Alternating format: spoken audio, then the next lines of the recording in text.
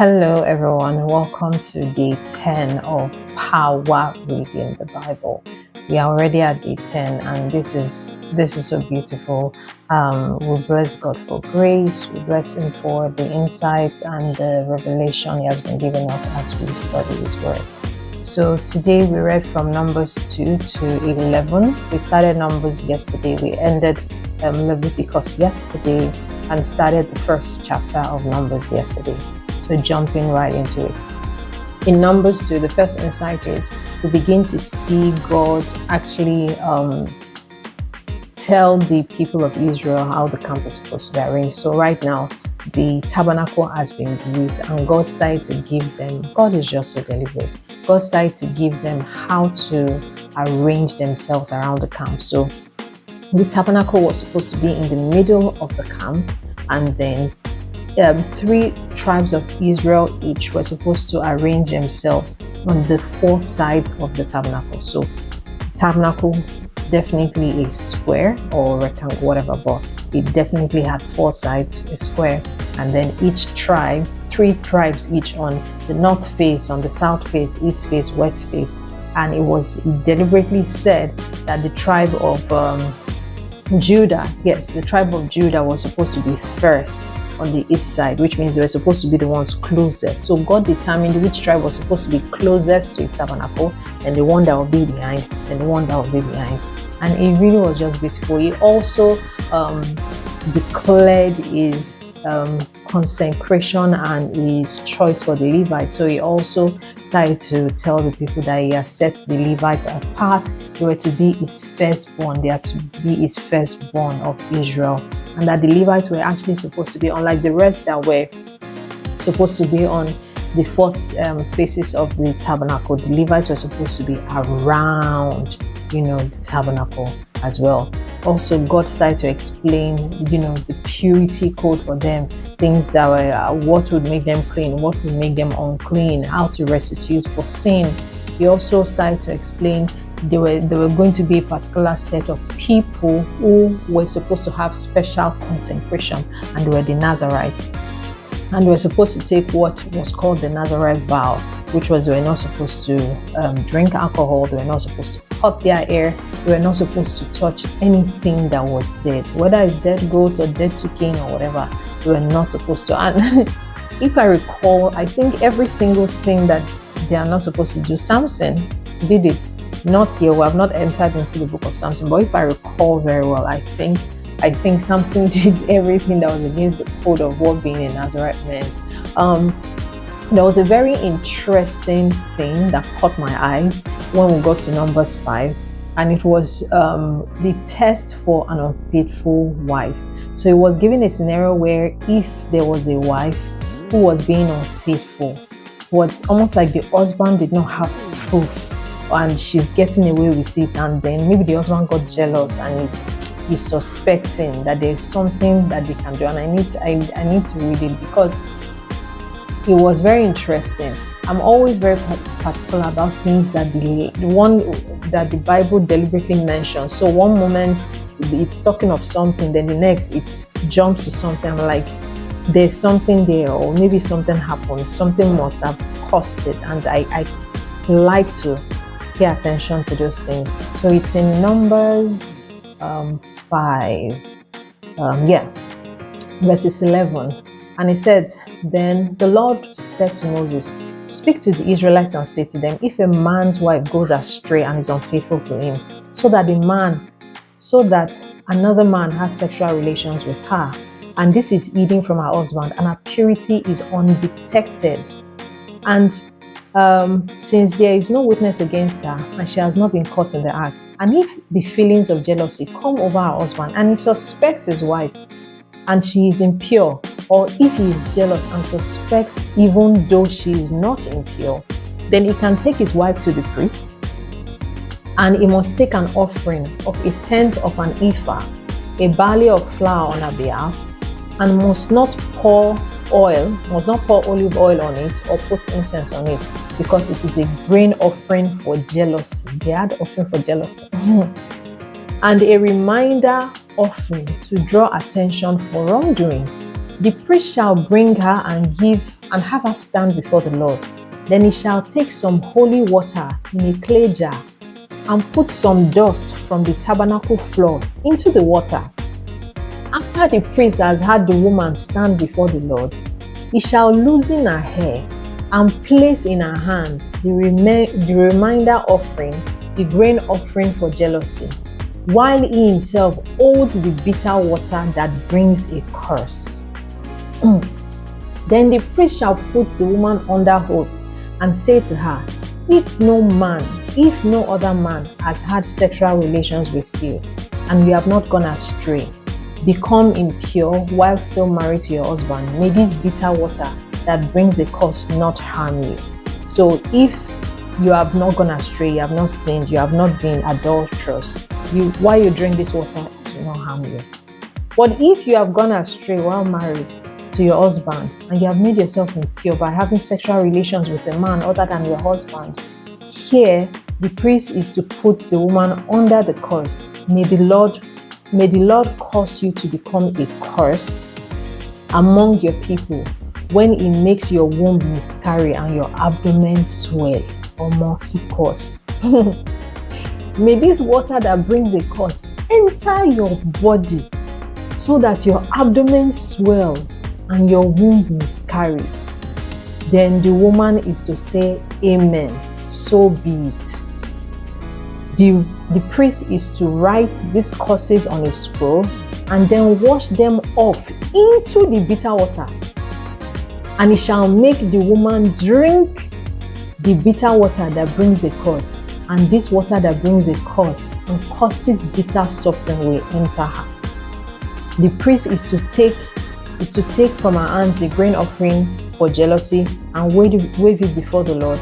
And the priest is to take a handful of the grain offering as a memorial offering and burn it in the altar. After that, shall have the woman drink the water. If she has made herself impure and unfaithful to her husband, this will be the result. When she is made to drink the water, it brings a curse and causes bitterness. Her abdomen will swell and she will miscarry and she will be a curse. However, if she is not impure, there will be nothing that will happen to her. I remember reading this and I was like, what manner? And I was like, what manner of curse is this? But I think I even got more curious to the fact that are there truly women who know that they've done it and they will have the effrontery to follow their husband to the tabernacle or to the priest to go and really drink that water knowing that they've done it? Like, I really would have loved to know whether there were women who, as a year, we are going to meet the priest tomorrow, they will from the house. Because I was like, oh, more seekers. But it's interesting in that the woman didn't even need to do it. The Bible is saying there that all the man needs to do is for him to be jealous and to suspect. Even if she's pure, she will drink Now, even if she is pure, even if she is faithful, all she needs is a jealous husband, and they will drag her to priest to go and mix. First of all, remember I said sand, dust from the tabernacle floor, then write all the curses in a scroll, then wash the scroll inside that same water and make her drink. I just found it, I read it and I found it, I was like, wow, that is an elaborate description. Like, it came out of nowhere. 1 minute God is talking about something, the next minute is jumping to if a husband suspects, and I'm like, okay, what incident kind of instigated this to be written? Anyway, I found that interesting. I thought it was worthy of mentioning. Then we've spoken about the offerings God also told them about the offerings of the tabernacle and the dedication. So they dedicated the tabernacle, and for 12 days each tribe was required to bring identical offerings. So a tribe will come first, they will give their offering the next day. So it was like 12 days of dedication, each tribe dedicating on their dedication date. You see, that happened also in Numbers 8. God also told them about the Passover. So far, the people had been on around Mount Sinai, and they were about or preparing to be on the move, because all this while they have been there for about a year.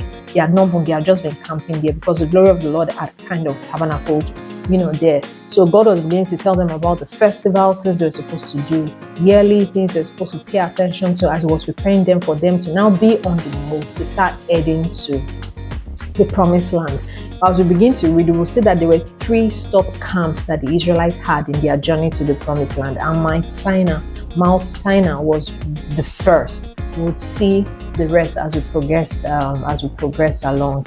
And then we got to kind of like the end, which was Numbers 11, the end of our reading for today. And we started to see the people complaining. They were complaining. So they had actually begun their journey, and they were now on the move, and then the complaining started. So they started, and 3 days after, they were already like, you don't have food, you don't listen. They complained about hardship, and God kept on providing. God provided quail, God provided manna. God gave them an overwhelming supply, but they just kept on complaining and burdening Moses. They burdened Moses so much that God now declared that He would take, to show you how much of God's glory and power and spirit was inside Moses. God now said that He would take out of the story in Moses and distribute it to 70 elders, so that the elders could also lead alongside Moses, so that the burden that was on Moses' life, because the Israelites wanted to use frustration to kill this man, that it would be reduced. But something now happened. So the Bible said that the elders, the Spirit of God took from Moses' spirit and shared it on 70 elders. And out of those 70 elders, the rest were actually in the tabernacle, but 2 refused to go to the tabernacle. And then they were in the camp. I think we need to read it. They were in the camp. Where exactly was this written? Let me see. Pardon me. Yeah, Numbers 11:26. And it says that then the Lord came down in a cloud and spoke to him. I'm reading from verses 25, and spoke to him. And He took some of the power of the Spirit that was on him and put it on 70 elders. When the Spirit rested on them, they prophesied, but did not do so again. They prophesied, but did not do so again. However, 2 men whose names were Eldad and Medad had remained in the camp. They were not supposed to remain in the camp. They were all supposed to actually go to the tent together. But 2 of the 70 men remained in the camp. But even though they were not in the tent, the Spirit of God still came upon them, and then they started to prophesy in the camp. And when they started to prophesy in the camp, Joshua, who was Moses' assistant, saw this and ran to Moses and told Moses, I was telling Moses, stop them, they are prophesying. And Moses looked at him and said, are you jealous for my sake? I need to read it, and this is why it's important. And Moses wrote, he said, are you jealous for my sake? I wish that all the Lord's people were prophets, and that the Lord will put His Spirit on them. That is very deep. So Joshua was, when he said, are you jealous for my sake? Joshua was jealous on behalf of Moses, in that he thought that because it's like Moses was the only one that was expected to have authority. And now 2 people are randomly prophesying in the presence of the people. And Joshua was worried that will undermine Moses' authority. And he was trying to defend Moses, like, Moses, don't make them prophesy so that other people will not feel that. And Moses was like, I don't mind. Even in my own opinion, this 70 that God has done is too small. I wish that God would pour out this thing on everybody, all of you, so that we would all prophesy. And I felt that was so beautiful. You see, when the Bible described Moses as meek, I think the Bible only described 2 people in the scripture as being meek. It was Jesus and then Moses. I remember how I struggled with it, because I was like, this Moses that is ash, this Moses that, do you get? But you can see it not only in his love, genuine love and continuous intercession. I have to go and look at what was the meaning of meek, because yes, I could reconcile meekness to Jesus, but for some reason I could not reconcile meekness with Moses. And when I looked at what meekness really meant at its core, meekness means authority and power under control, where someone has the power and the authority to be able to deploy thunder and destruction, but it's under control. They do not. Unlike us, that small power have. Do you know who I am? Do you know who I am? Meekness is the real people who heavens know who they are, who the spirit world, who they know who they are, and they do not deploy that sin. They will just smile. They will just smile because they are capable of it, but they do not. And I was like, that is exactly what Moses is. Like Moses is capable of it. Moses can do things, but they did not. And I thought that was so beautiful. And I thought it was worthy. Moses said, no, don't be jealous for my sake. I don't feel threatened that some other people are now prophesying. Are they people? Are we like Moses, where some of us don't even want our subordinates or assistants to speak like us? We feel that they are trying to be too much like us and copy us and this thing, and there is envy and jealousy and just a lot of things that are not of God. And Moses is here saying, 70 is too much, Joshua. No, if I had my way, I want all of you to be prophets. I want everyone to prophesy. And that is actually where, we are ending our insights for today. And I think we should just reflect on that last part, in that our heart and the way we take the things of God and the giftings that God has given us, and when He requires us to pour it out. Because mind you, God didn't bring out a fresh spirit and put on those 70 elders. God took from the spirit that was inside Moses already. Like, take from Moses' own, share and give people. Took from Moses' own and shared it. How many of us will allow God to do that?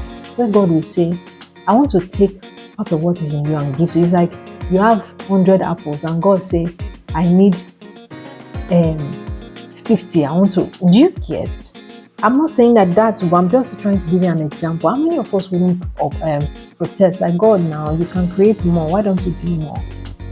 I think that's beautiful, and I think that we should just spend today thinking really of the journey of the Israelites, and thinking of the leadership of Moses, and thinking of him as a leader, and saying that, God, just help me to be meek. The Bible actually calls us to be meek, not timid, but meek. And that God will help us do that in Jesus' name. So see you again in the 11th chapter. Bye.